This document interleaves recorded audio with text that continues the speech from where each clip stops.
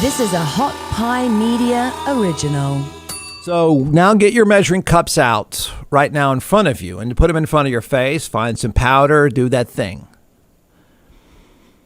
The recommended dose of caffeine powder. Wasn't aware there is a recommended dose, but there is. So let's walk through this. The recommended dose of caffeine powder is between 6 and 300 milligrams. 300 milligrams being the high end. That's 0.02 ounces. I would have suggested that Tom go get a cup of coffee at Starbucks, but he didn't. Tom, the personal trainer, remember we started with a 100-gram bag of caffeine powder. The recommended dose, scoop. Got it? The recommended dose is between 6 and 300 milligrams. Tom's math was a little off. Okay, it was really off. He was off by 5 grams. Need some perspective? I'll give you some perspective. A typical coffee contains, typical cup of coffee. Check. That would be between 2 and 4 milligrams per liter. Tom's body had 392 milligrams per liter of blood. I know this is a lot of math to take in, but let me tell you right now, without even knowing much about the math, 392 milligrams per liter of blood. That's a lot. That's not a good thing, okay? Tom,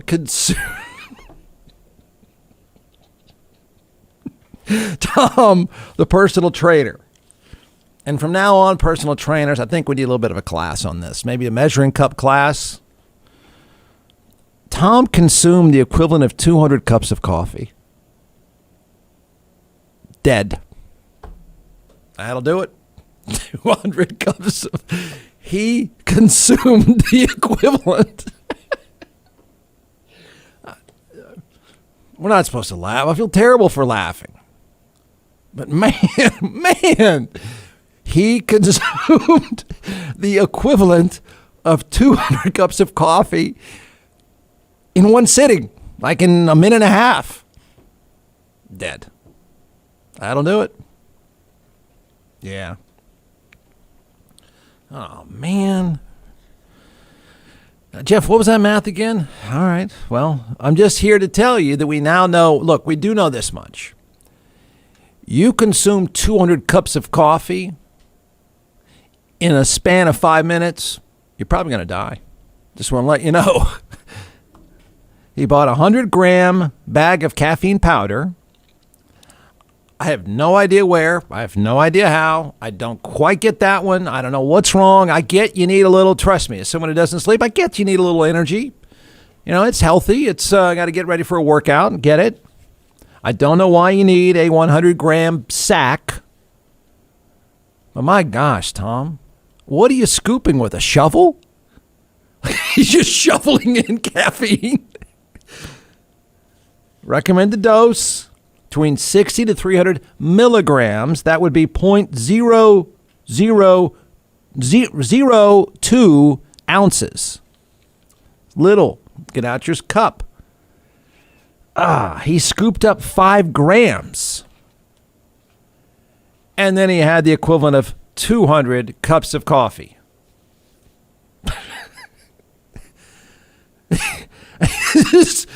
He's dead, okay? I'm sorry. I mean, we got it.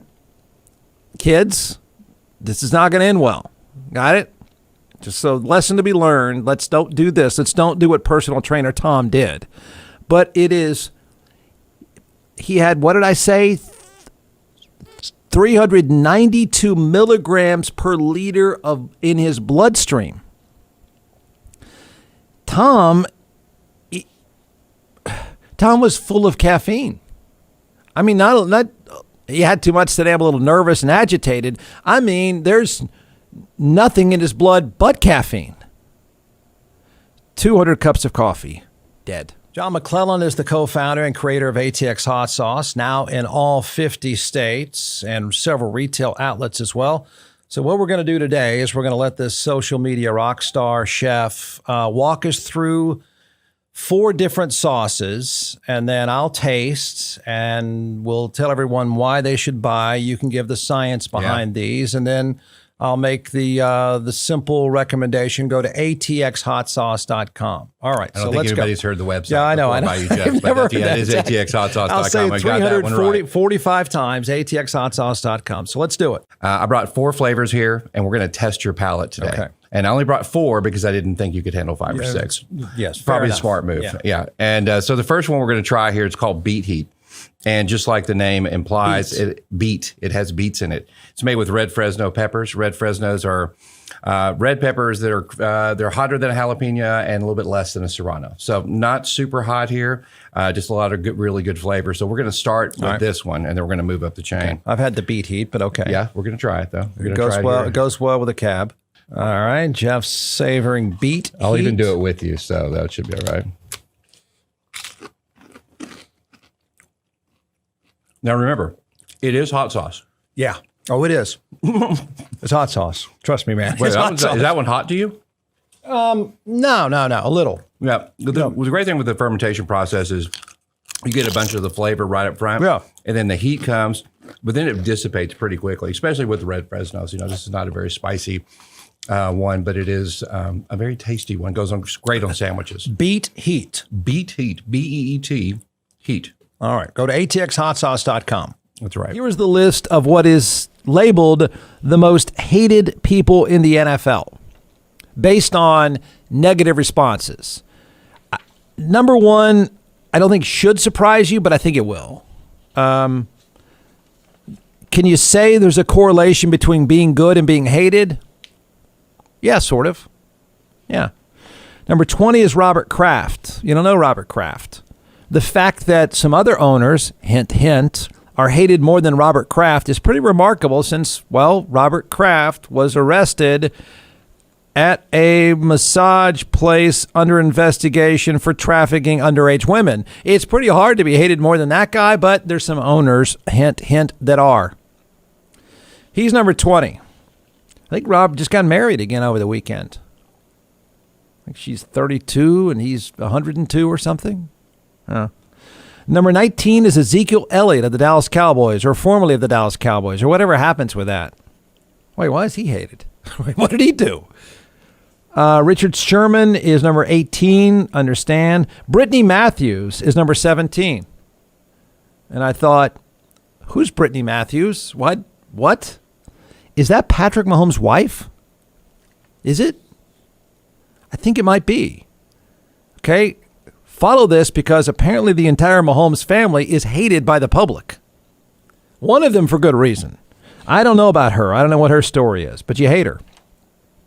Number 16 is Jalen Ramsey of the Rams. Number 15 is Deshaun Jackson. Number 14 is Josh McDaniels. I don't know why you hate him. How can you hate him more than the guy arrested at a place for human trafficking? What is wrong? He's the head coach of the Raiders. All right. Kirk Cousins is 13. He's kind of a tool, I have to say. I get it. I get why people are just flat irritated. At times he's good. At other times he's awful. He did this whole anti-vax thing where he wanted everyone in the building to have glass around them so he could come in. He's just, I get it. Number 12 on the list, Gerald Jones.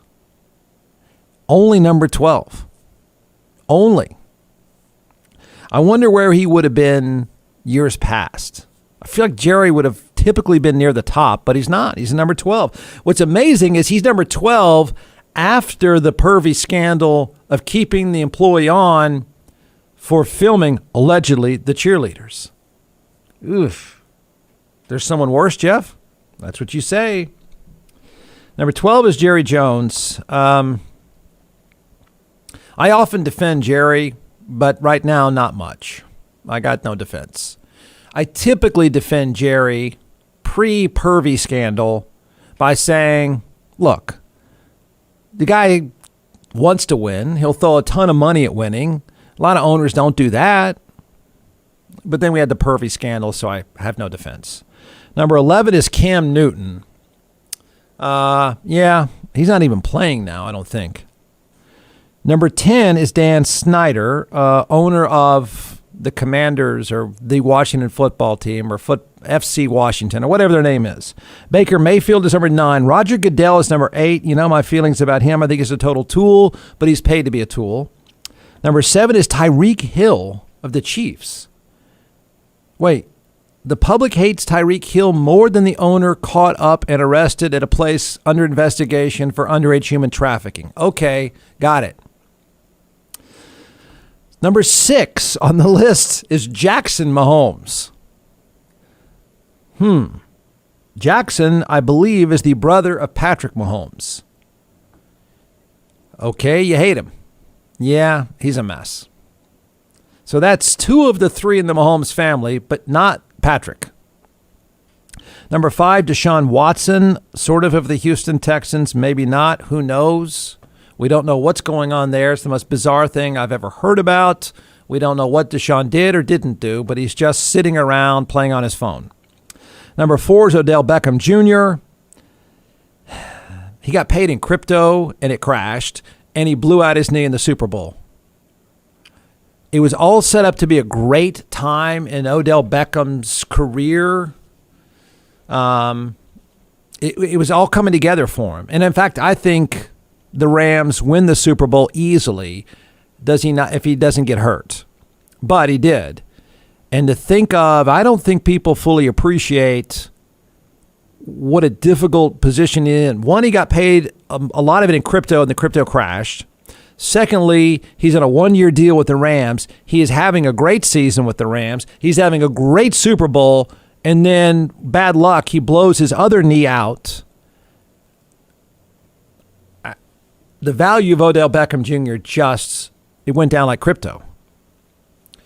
Bill Belichick is number 3. So Bill Belichick, the troll, is hated more than the owner who was arrested in a place investigated for underage human trafficking, okay? Antonio Brown, who's a total jackass, whatever his issues are, that's obvious. The most hated player by the public happens to be the reigning MVP, and he is a tool. He's a hipster tool. And he wears Star Wars shirts, and he acts like he is going to coffee shops in South Austin. And there's every reason to dislike him, but he's really, really good. Aaron Rodgers. In fact, if you look at the number of negative mentions in the study, no one's even close, which I find pretty interesting. I mean, for good reason. Look, I'm trying to find a comparison of Aaron Rodgers. I'll tell you a comparison of Aaron Rodgers. Aaron Rodgers is the Terrell Owens of football today. Terrell Owens, because he was such a diva tool, Aaron Rodgers is a diva. He's a whining diva, but he's great. Terrell Owens was a whining diva that at some point you think, man, as good as he is, what a hassle, what a crybaby hassle he is. That's what Aaron Rodgers is. He's just when you pay him, you're going to win, mostly, except when it really counts. But you're going to win. He's going to do well, but you just have to put up with a lot of drama. Oh, you don't want to come to work today? Oh, okay, yeah. You got to put up with a lot. Same with Terrell Owens. His whininess overshadowed his talent. That good of a player, that dominant of a player, that's who Aaron Rodgers reminds me of. His personality is so insufferable, he ends up on lists like this, even though he's the MVP. And deservedly so. Unless you want playoff wins. I just find that interesting. Now, I would tell you this much, that if you were to apply the same kind of standard in a social media world of negative reactions, take it however you want. But if you go back in time, I can tell you who would make the list in time. My time period, I've said this before, that I grew up around the game. My father was an NFL referee. I grew up going to games. I was on the sidelines from the time. My frame of reference is really the late 70s on. That's all I have. But I was thinking about when I'm reading this list at 4 o'clock in the morning, thinking, man, there are players that if they were in a social media era, they'd be hated. I don't know if they'd be hated more than Aaron Rodgers, but they would be hated. They would make this list. Personalities, jackasses, the way they played, they would have been on a list. People hated them then. And in a social media world, you could quantify it the way they've done this here. They've found that Aaron Rodgers had 266,850 negative mentions recently in social media for good reason. For good reason. He is a neckbeard, and he acts like a hipster, and he's a crybaby. But he's great. He's great. But my rights. No one denied Aaron Rodgers and his whiny rights. No one's denying that. Who would have made the list? Jack Lambert, the Steelers would have made the list. Jack Lambert, if he didn't hit you in the face, he would just grab you by the neck and throw you on the ground. He was toothless. He was hilarious to watch. He was an absolute beast, and people hated him then, and you'd really hate him now. And if he had access to social media, there's no telling what would happen. Lester Hayes. Remember my dad used to tell me about Lester Hayes all the time. Lester Hayes played defensive back for the Raiders. Played at A&M. Fabulous player. My dad was telling me that Lester Hayes used to apply so much stickum, which was this goo they used to put to their hands. He said, because if the ball, if it hit your hands, it would stick to you. Now, it's technically was against the rules, but he would say, what are we going to do? Stop the game so this guy can get jelly off of his hands. He would have so much on there. My dad would tell me if you look at his pants, it would be all over his pants, where his hands would get stuck to his pants. He had so much stickum on. He was hilarious, but a great player. Great player. Deion Sanders was hated. In a social media world, as a player, he's a coach now, it'd be off the charts. He's like Aaron Rodgers, though, and I don't put him in the same kind of whiny category of Aaron. Aaron Rodgers just feels like a hipster crybaby. Deion Sanders is a trash talker for good reason. He's probably one of the 5 greatest players of all time. I mean, let me nerd out on football. Lawrence Taylor was the most dominating football player, in my opinion, ever. Deion Sanders is probably second or third on that list. In other words, if he was on one side of the field, it's over. The ball doesn't go there. Period. Done. End of story. That kind of player. One of the 3 greatest athletes to ever play. The other would have been Bo Jackson. So Deion Sanders in a social media world at this time frame, playing for the Cowboys, he'd be fun to hate, and he'd be cool with it. Hollywood Henderson, fascinating guy, lives in Austin, from Austin, won the lottery. It's like just fascinating player in a social media time. It would have eaten him alive. He was eaten alive with his own cocaine problems. Remember, he had the vial of cocaine in his pants while playing. Okay? Social media would have eaten him alive. He would not have lasted. As great a player as he was when he was somewhat coherent. Fascinating guy, by the way. Has turned his life around, but he would it would have eaten him alive. He could not have survived in this time, in this kind of environment. It took years later for us to really break down video and go, oh, there's some cocaine on the field. He's doing coke.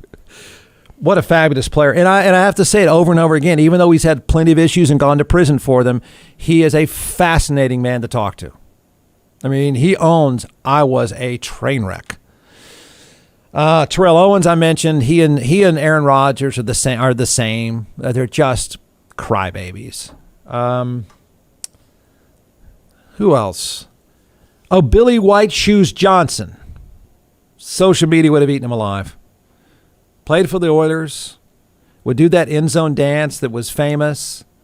I don't even know what else Billy White Shoes would do in the game except return punts, but he did it well. And I still love the name Billy White Shoes. That's so cool.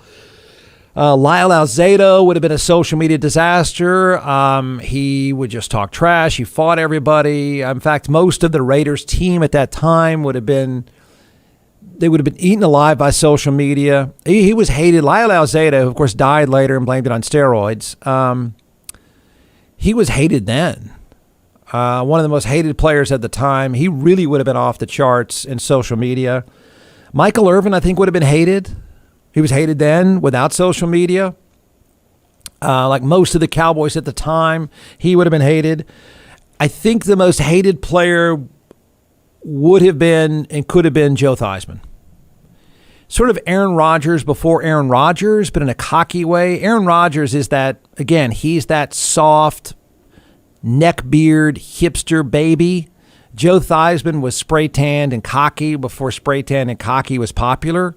Fabulous player like Aaron Rodgers, insufferable personality. Give him access to social media. He would have been the Kardashian of pro football. Perfect teeth, perfect look. He would have lived it out, and you would hate him. If you're a Cowboys fan, you hated him anyway back in the day. But he would have made Aaron Rodgers likable.